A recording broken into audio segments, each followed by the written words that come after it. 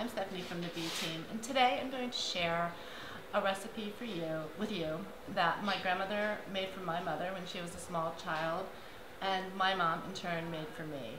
It's one of my most favorite recipes in the world, and to you it may just look like a simple plate of pork chops with green beans and potatoes, but to me it's pure comfort, and I just love it. I hope you'll make it for your loved ones, and maybe one day it will become their comfort food. I brined my pork chops.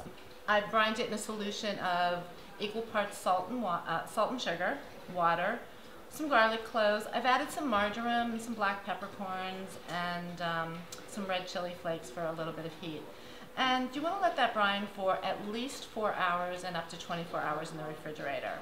When you're ready to cook them, simply remove them from the brine, rinse them under cold water, and pat them dry. Make sure they're very dry or you can't get a good sear.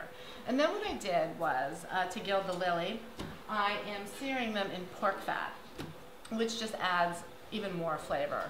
And this is what you need to do.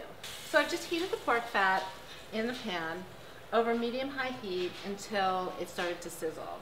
And I seared the pork chops on both sides for about 4 to 5 minutes until they're golden brown and cooked to about medium well. You don't want to overcook pork, and it doesn't have to be cooked well done. So I'm going to use the pork fat that was left in the pan and just add a little bit more.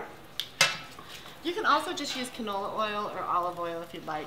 I'm just going to add a little bit of olive oil also for some additional flavor.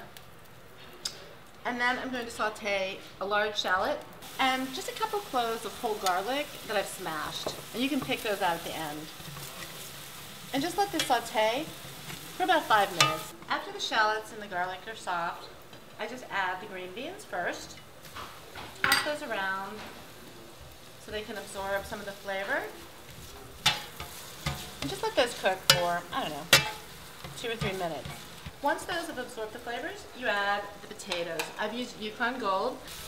Now you're just going to let this cook until the potatoes and the green beans are heated through. Then I'm going to add a little more pepper, because I love black pepper, and maybe a little bit of salt, because potatoes need a good deal of salt. I'm just going to cover it for like 5 minutes until it heats through.